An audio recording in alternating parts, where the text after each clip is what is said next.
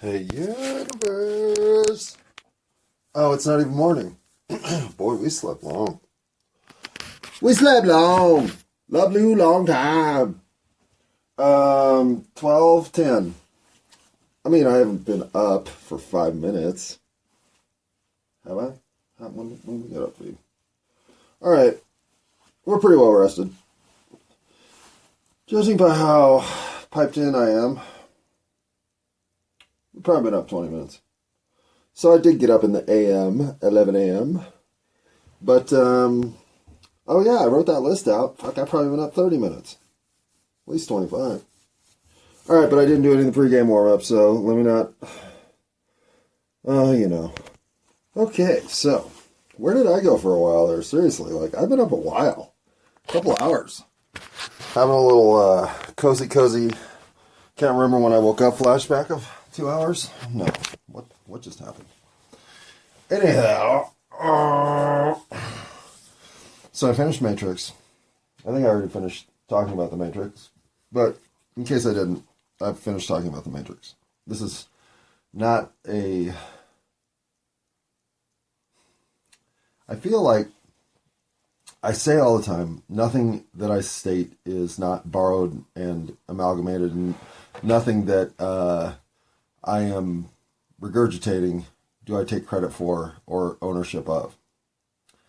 In other words, I don't respect copyright. I don't respect the concept of patenting. I don't respect intellectual property. I respect intellectual engagement. I respect intellectual achievement. I certainly respect intellectual pursuit. I respect intellectual activity. And from that, out of that, can emerge intellectual, inspirational moment. Is that my moment? I don't even know, right? How would you know? Would you check the whole freaking internet to see if some Russian dude had exactly the same goddamn thought vertical? You should. If you're going to claim intellectual property, America, where everything can be bought and sold, especially people's sense of dignity, worth, word, everything important about being you is for sale in America. Because the physical's not important. The shit that's for sale across the world doesn't matter. I mean, the drugs matter. But the rest of it, I have told the women at work, if I was a young woman who could make money on a pole, do you know how much time I would spend on a pole just looking at men like, what is wrong with you? You're so fucking stupid. I can say that because I've spent almost zero time in strip bars. As a heterosexual male in the 90s and aughts and beyond, to have spent zero time in a strip bar is to basically have been, either gay or broke. The social pressure among men to be dumb is extremely overwhelming. Which is why I just don't really have any friends. I mean that, and I never make an attempt to make friends. But outside of the traditional, oh my God, the Toronto Raptors are in town, and my buddy is an agent for them, so we have to take them out and do something they'll enjoy. So you know what we're going to do in Portland, Oregon during an ice storm? We're going to go to that strip bar that's down on Southeast, whatever it was. Probably still there. Portland was a strip bar town. Denver's a strip bar town. I guess every town's probably a strip bar town. But I wouldn't know, because you know what? I would rather be undressing as well with the woman than just watching her undress. What's the point, boys? Really, what's the point? Go jerk off in a men's room in a bus station, for fuck's sake. Save yourself $100.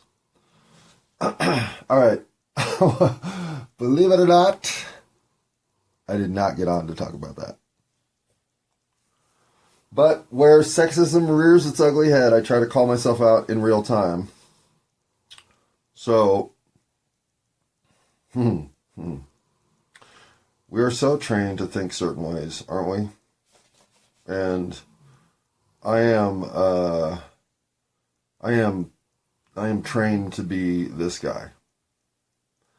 Why does my ex-girlfriend have to... I'm assuming she's an ex at this point, because if she took that sweatshirt, then I probably already hold a grudge against her, whatever.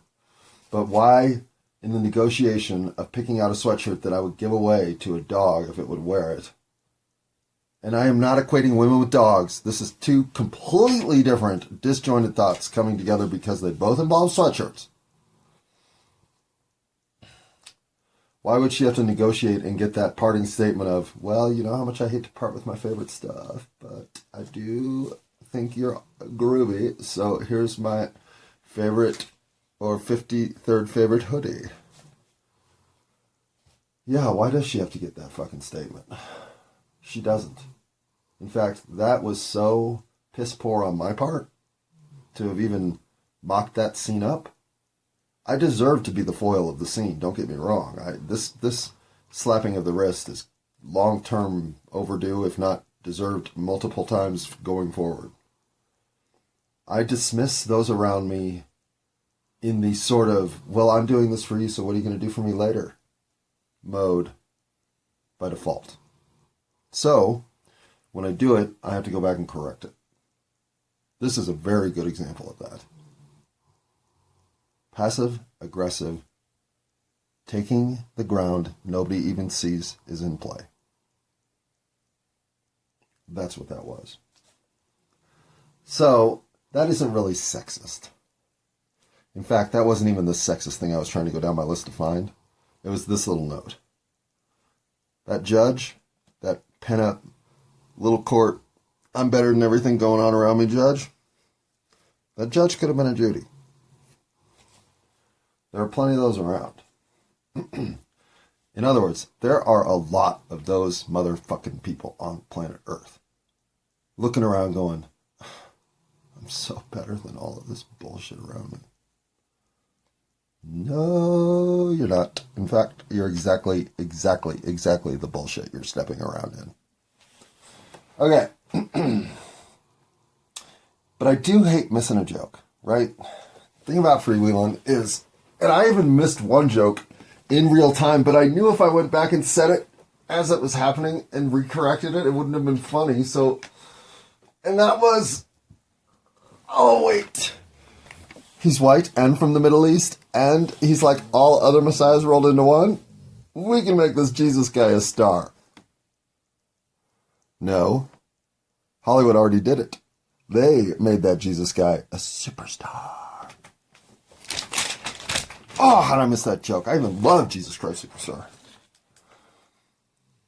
But when I recently realized, after talking about Michael Keaton's broad, flexible range as an actor, and then immediately went into picking your character sheets is not about actually picking a character and then pursuing that character forward.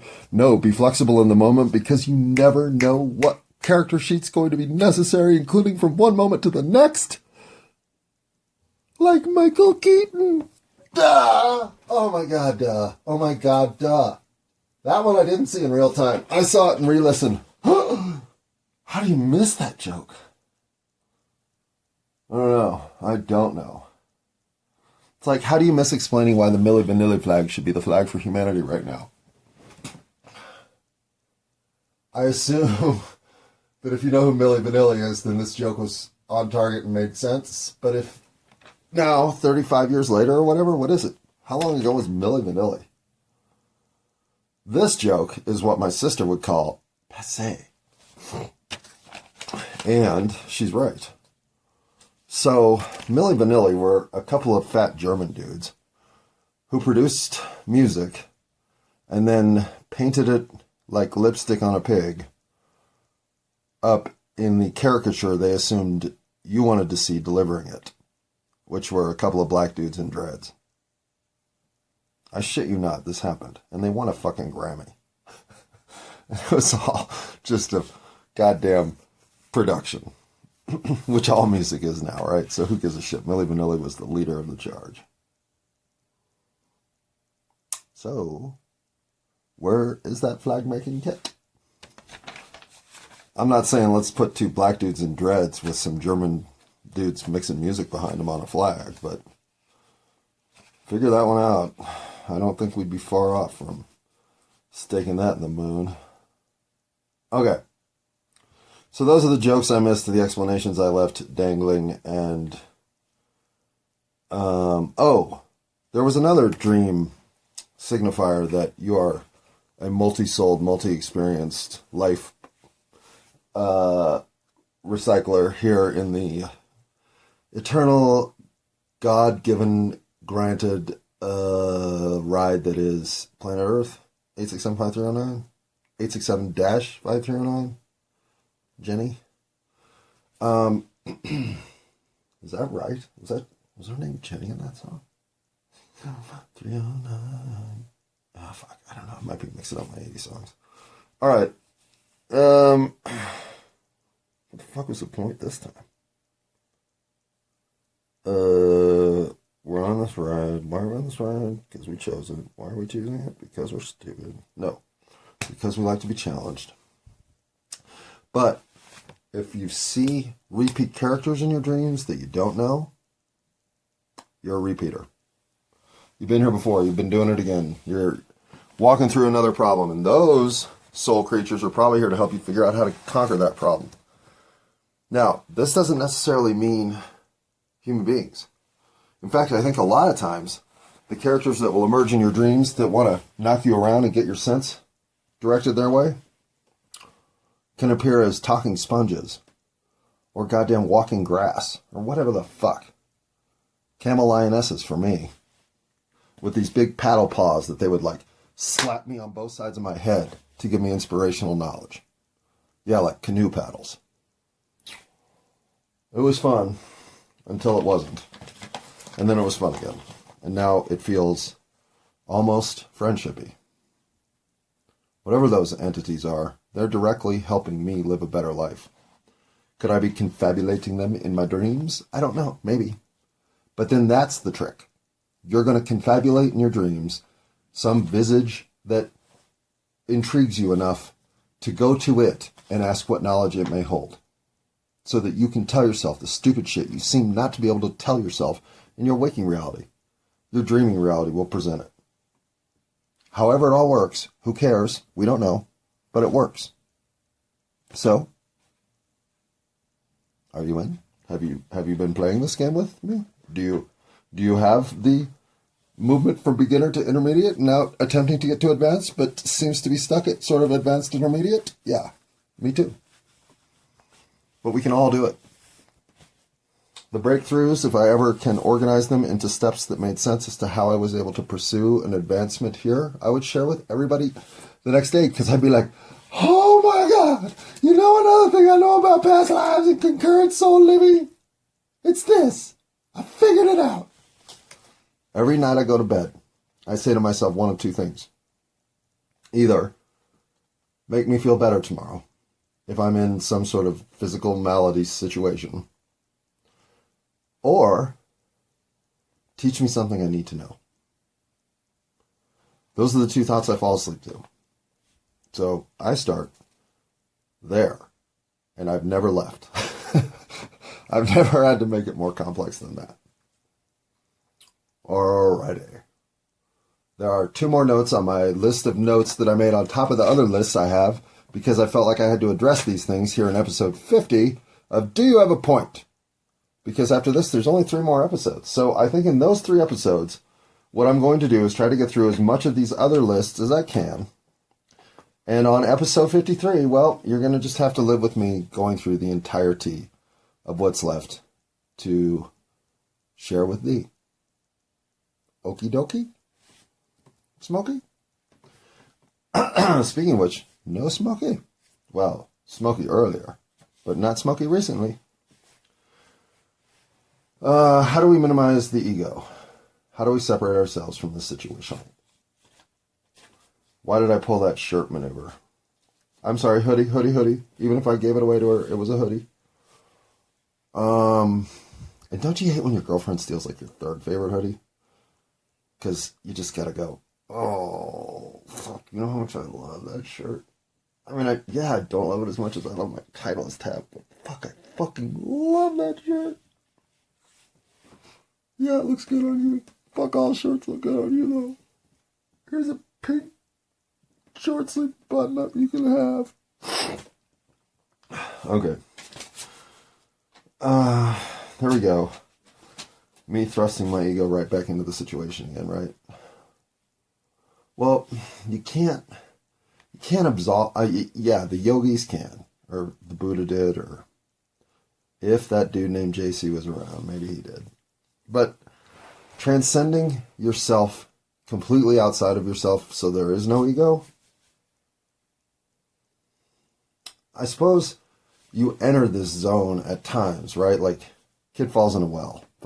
Well? No, let's not do Timmy fell down the well. No, a kid falls in a river. And what do? Without thinking whatsoever, you process the scene and solve the scene like a hero by saving that kid. When you're done and you look back on what happened, yeah, you can go through everything you did, knowing you did it. But to say that you thought through it, like writing a letter to your grandma, thanking her for the Legos? No, you didn't. So maybe when you get into that zone, you're so free of encumbrance to this reality that you are just your mental self existing in this reality. You're aware of it. And in that zone, you can act accordingly. In other words, completely solve a situation like drowning kid in river. And then only be able to process it post-situation as something you just reacted to. Right? Maybe that's how the ego leaves the entire scene, never to be seen again. Well, I mean, no, to be seen like 3 seconds later. Right? Those situations don't last forever, do they? No. I've never done one, so I don't really know. Do you have to do one to know? I don't think in this situation that's do to know. But there we go again, right? There I am, right? Inserting myself right into that situation, right? You know what I'm saying, right? Right. I mean, I can't imagine what it'd be like to be in that situation, right? So, obviously what I have to say about it is as invaluable as anybody who's been through the situation.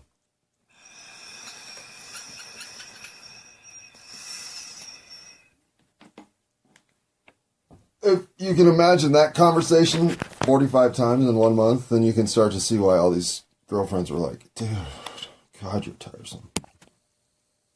I can't think of a single one that would have said, dude, God, or God, dude, whatever I said to tie that little quip up. Tie it up. That's how I started it. That was the kindling, my friend. That was not tying it up. Well, let's hope I tied that last idea up since I'm done figuring out what that was, or trying to.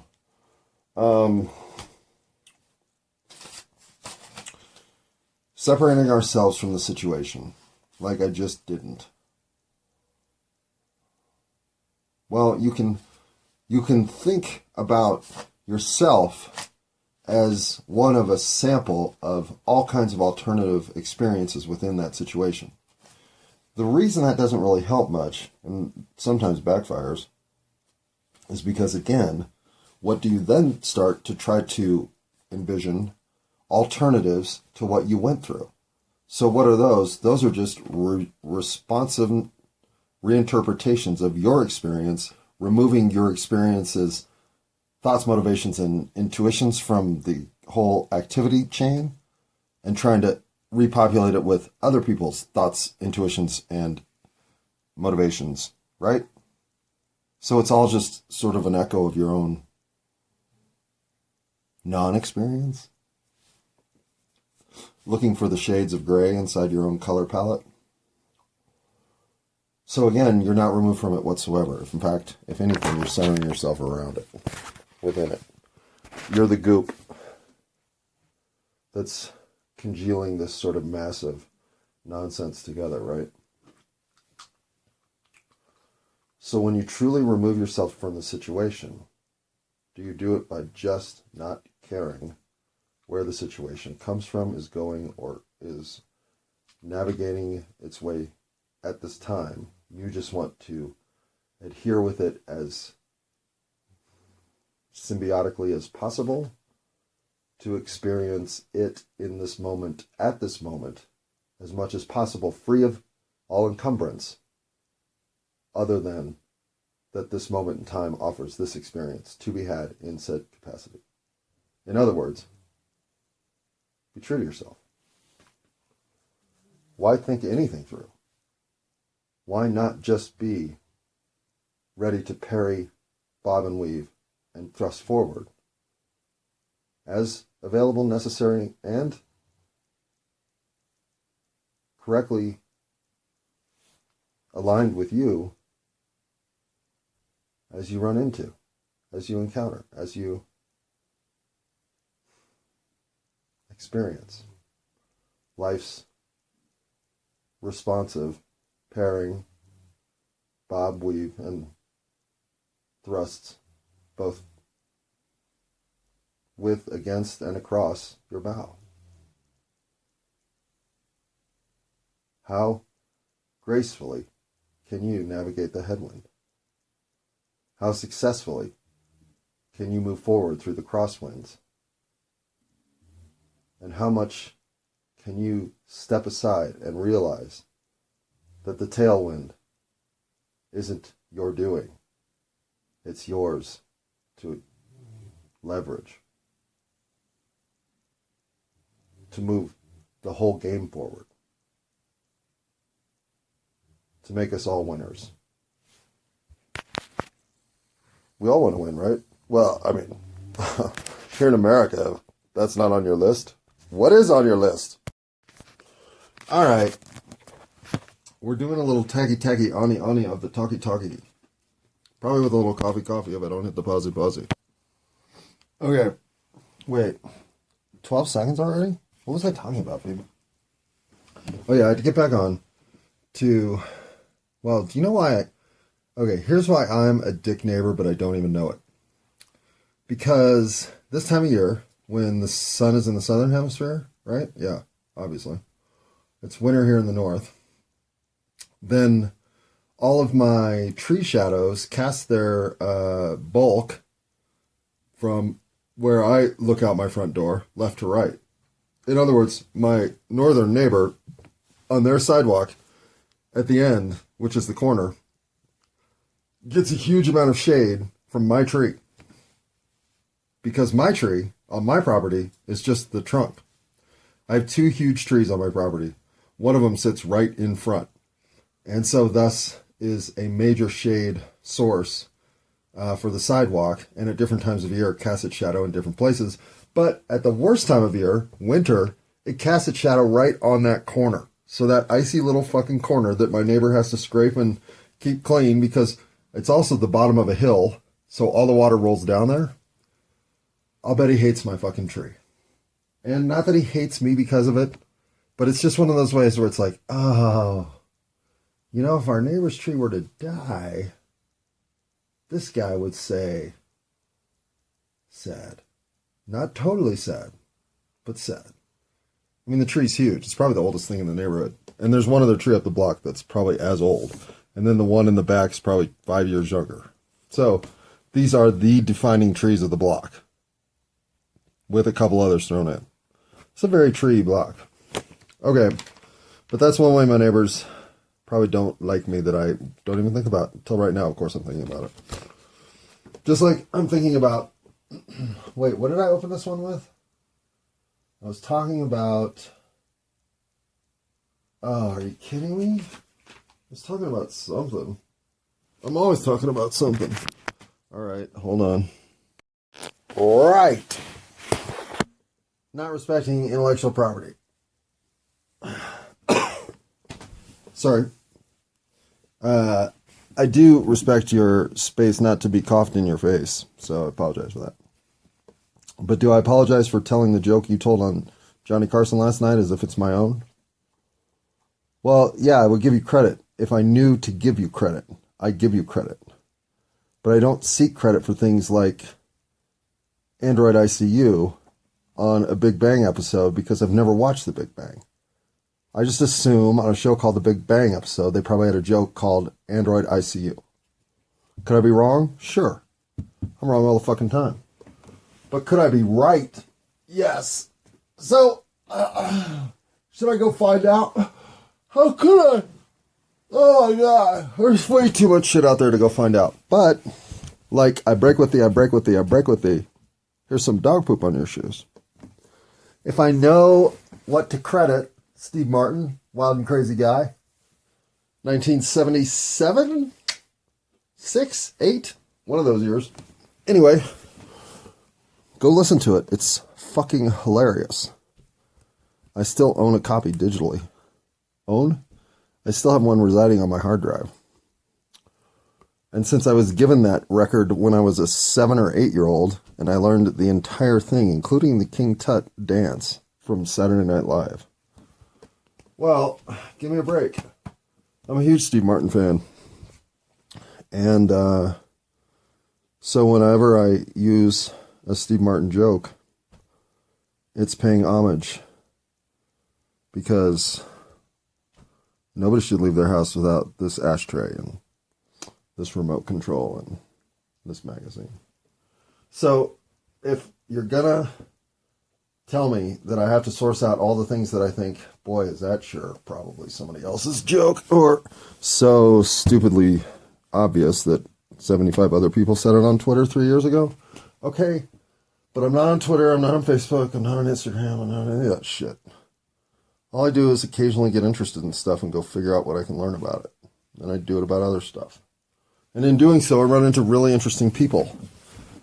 And when I find them, then I drill down what they think is interesting, and my life's more interesting for it. So, I don't want to pretend that something I say isn't something somebody has said previously, and smarter, better, more on point, more coherently, more appropriately, and less profane-laced vulgarity. Of course they have. Of course they have.